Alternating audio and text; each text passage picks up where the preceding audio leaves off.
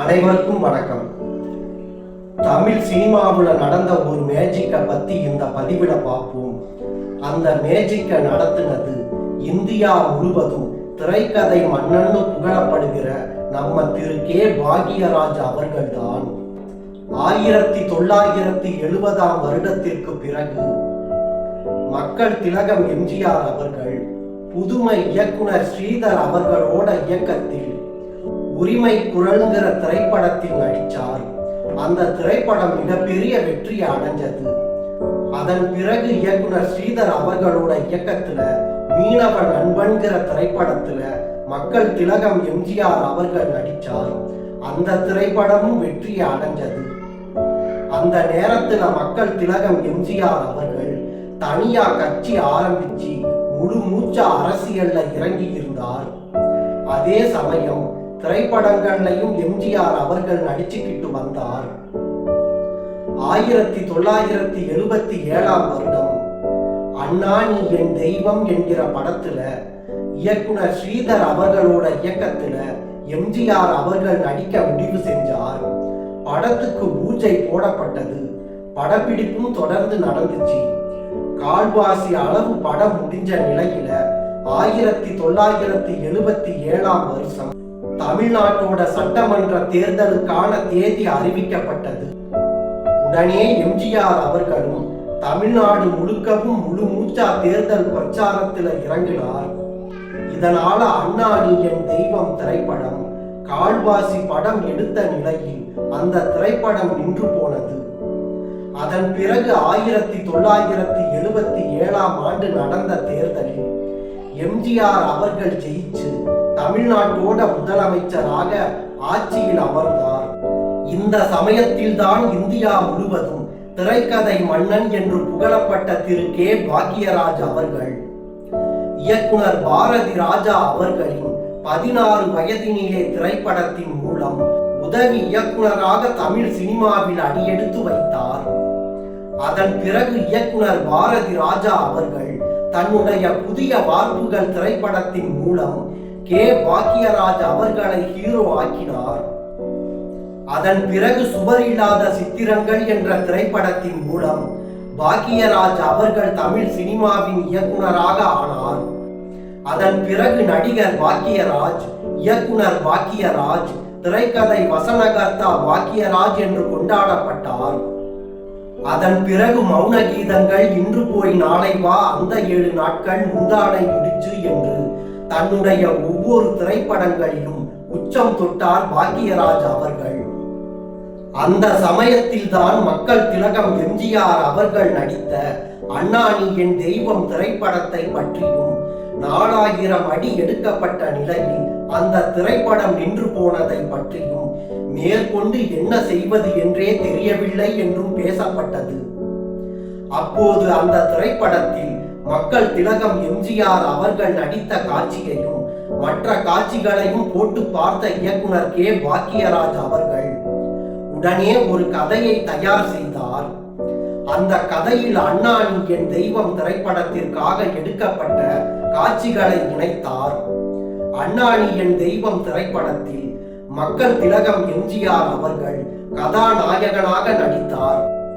ஆனால் கே பாக்யராஜ் அவர்கள் இயக்கிய இந்த திரைப்படத்தில் மக்கள் திலகம் எம்ஜிஆர் அவர்களை தனக்கு தாய்மாமனாக ஆக்கினார் பாக்யராஜ் அவர்கள். அந்த திரைப்படத்தில் எம்ஜிஆர் அவர்களின் தங்கையாக நடித்த சங்கீதாவின் மகனாக நடித்தார் பாக்யராஜ் அவர்கள். அந்த திரைப்படத்திற்கு அவசர போலீஸ் 100 என்று பெயர் வைக்கப்பட்டது. மேலும் இந்த திரைப்படத்தில் கே பாக்யராஜ் அவர்கள் முதலாக 2 வேடங்களில் நடித்தார்.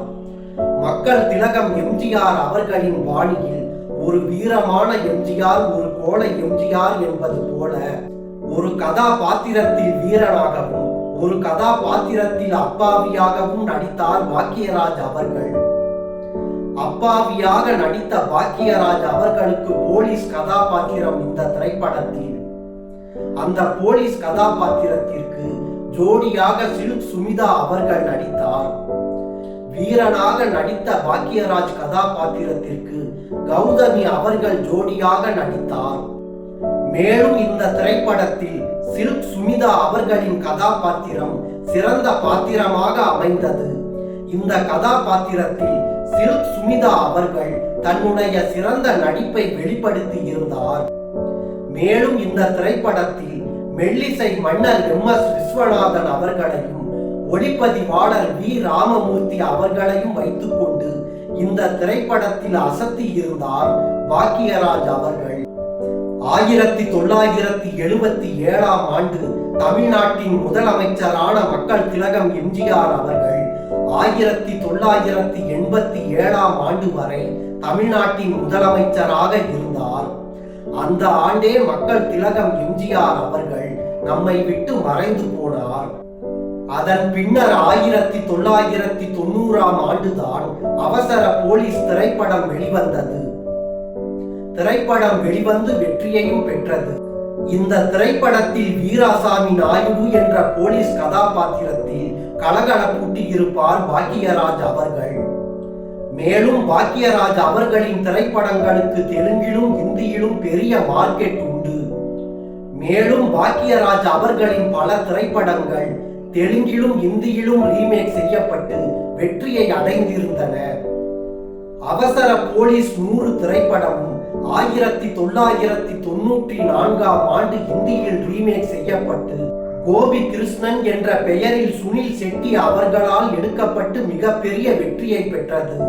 அவசர போலீஸ் 100 திரைப்படம் பற்றி திரு கே பாக்கியராஜ் அவர்கள் ஒரு பேட்டியில் கூறியுள்ளார். எவருக்குமே எந்த குறையையும் வைக்காத மக்கள் திலகம் MGR அவர்கள் இப்படி ஒரு குறையை வைத்து விட்டாரே என்று என்னால் பொறுத்துக் கொள்ள முடியவில்லை. உடனே நான் ஒரு கதையை தயார் செய்தேன். அந்த கதையில் MGR அவர்கள் நடித்த காட்சியை இணைக்கிறேன் என்று சொன்னேன். இதை கேள்விப்பட்ட மக்கள் திலகம் MGR அவர்கள் என்னை அழைத்தார். என்னிடம் எதற்கு உனக்கு இந்த வீண் வேலை என்றார். ஆனால் நான் மக்கள் திலகம் MGR அவர்களிடம் உறுதியாக நான் இந்த கதையை செய்கிறேன் என்றேன். பின் முழு கதையையும் தயார் செய்து கொண்டு போய் MGR அவர்களிடம் கூறினேன். அப்போது இதில் நீ எப்படி நடிக்கப் போகிறாய் என்று MGR அவர்கள் கேட்டார். அதற்கு உங்கள் தங்கைக்கு ஒரு மகன் பிறக்கிறான். அந்த கதாபாத்திரத்தில் 2 வேடங்களில் நடிக்கிறேன் என்றேன். பின் முழு கதையையும் கேட்டு வியந்த MGR அவர்கள் என்னை பாராட்டினார். ஆனால் மக்கள் திலகம் MGR அவர்கள் உயிருடன் இருக்கும் போது இந்த திரைப்படத்தை வெளியிட முடியவில்லையே என்ற வருத்தம் எனக்கு இன்றும் உள்ளது என்று கூறியுள்ளார். மக்கள் திலகம் MGR அவர்கள் திரு கே பாக்கியராஜ் அவர்களை தனது கலை வாரிசாக அறிவித்தார். 4000 அடி மட்டுமே எடுக்கப்பட்டிருந்த பிலிமை வைத்துக் கொண்டு மக்கள் திலகம் MGR அவர்கள் நடித்த அண்ணா நீ என் தெய்வம் என்ற திரைப்படத்தை அவசர போலீஸ் 100 என்ற திரைப்படமாக எடுத்த பாக்கியராஜ் அவர்கள் MGR அவர்கள் என் தெய்வம் என்பதை நிரூபித்தார்.